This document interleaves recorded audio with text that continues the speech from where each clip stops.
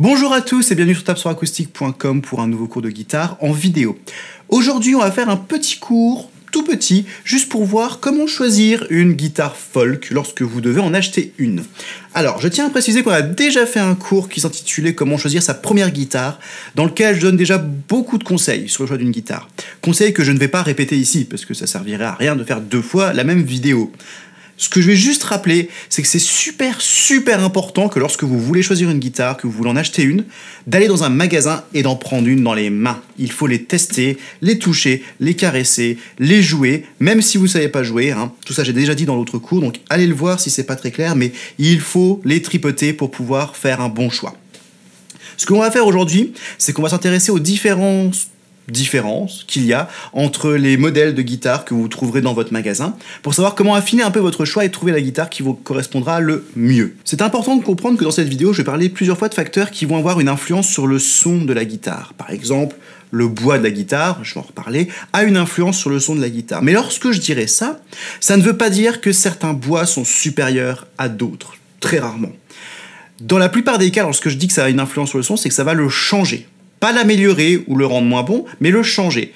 Et que c'est à vous, après, de voir quel son vous plaît le plus. D'où l'importance de tripoter vos guitares pour savoir laquelle vous plaît le plus. Le premier critère de choix auquel on va être confronté, ça va être la taille de la guitare. La taille du corps, plus précisément, de la guitare. Parce que les tailles de corps de guitare, c'est pas standard. Il y a plein de tailles qui vont changer en plus suivant la marque de la guitare. C'est un peu comme les fringues. Une taille L ne va pas tailler de la même façon dans un magasin ou dans un autre, et c'est un véritable merdier. C'est pour ça que les fringues, on les essaye avant de les acheter, parce qu'on ne sait pas si ça va nous aller. Comme pour la guitare. La forme de la caisse va avoir une influence sur le son.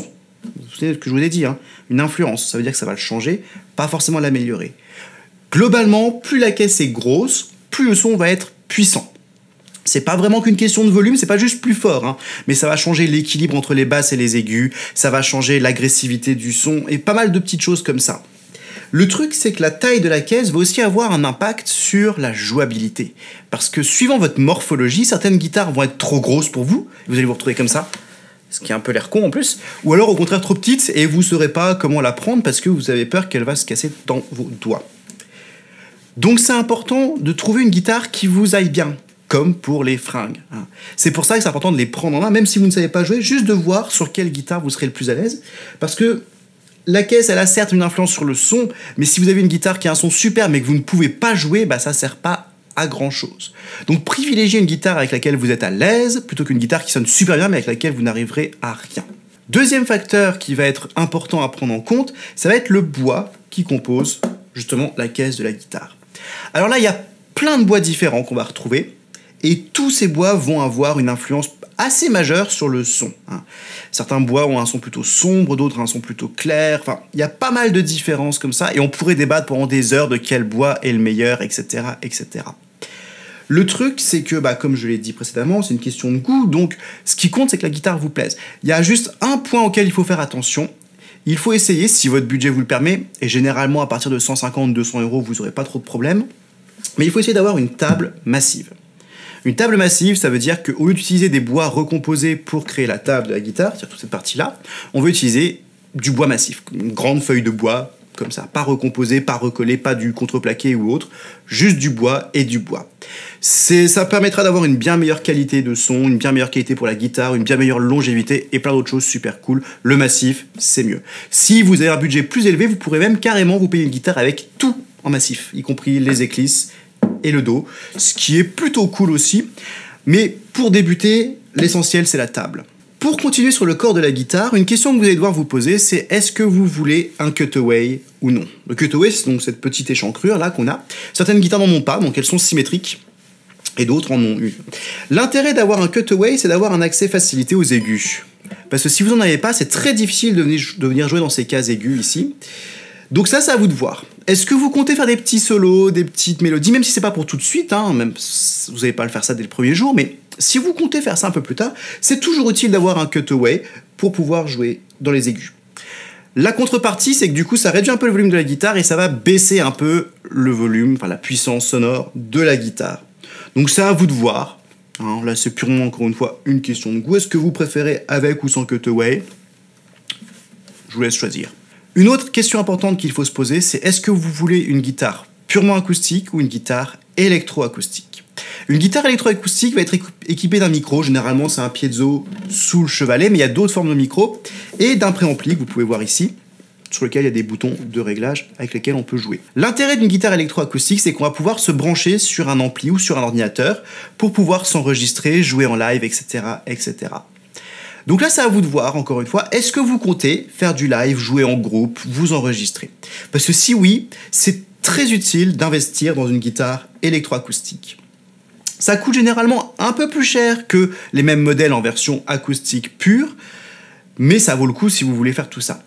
Ça reste possible de faire toutes ces choses-là avec une guitare purement acoustique, mais c'est plus complexe, il faut généralement des micros externes, ça coûte généralement plus cher, ou éventuellement il faut installer un micro piezo et un préampli dans une guitare purement acoustique, et là aussi ça coûte généralement plus cher que de l'acheter directement électroacoustique. Donc si vous comptez faire toutes ces choses-là, je vous recommande chaudement une électroacoustique. Et si vous n'avez pas envie de faire tout ça, rien ne vous empêche de prendre quand même une électroacoustique. Parce qu'une guitare électroacoustique, c'est comme une guitare acoustique normale, hein, je veux dire, quand elle n'est pas branchée, elle fait gling-gling comme toutes les guitares. Pas de problème à ce niveau-là. Et j'ai envie de dire que si vous avez un doute, il vaut mieux avoir une guitare électroacoustique qu'une guitare acoustique pure, parce que au moins, si un jour il vous arrive l'envie de l'utiliser en électroacoustique, au moins elle sera prête. Il n'y aura pas de problème à ce niveau-là. Tout ce que ça coûte, c'est un prix d'achat un poil plus élevé. Donc c'est à vous de voir. Si vous pouvez vous le permettre, prenez-en une. Sinon, si vous en voulez vraiment pas, ou si vous n'avez pas les moyens pour une électroacoustique, une acoustique pure vous suffira pour débuter. Là, nous avons vu en fait l'essentiel de tous les facteurs vraiment importants pour le choix d'une guitare folk. Mais vous remarquerez qu'en dehors de ça, si vous comparez les différents modèles et les différentes marques, vous verrez plein d'autres petits détails de différence qui changent. Le type de mécanique, le matériau des sillets, des frettes, le type de préampli, le type de micro, est-ce que la guitare est vernie ou cirée, est-ce qu'elle a une peinture, est-ce qu'il y a un pigarre. Il y a plein de petites choses qui vont changer.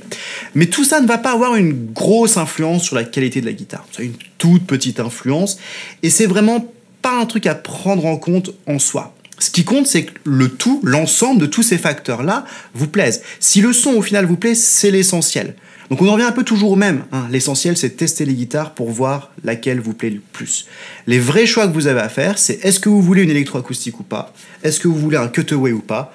Puis ensuite, vous décidez de votre budget, vous essayez de trouver une guitare avec une table massive dans ce budget, et ça sera bon. Si elle vous plaît, elle vous plaît. C'est tout ce qui compte.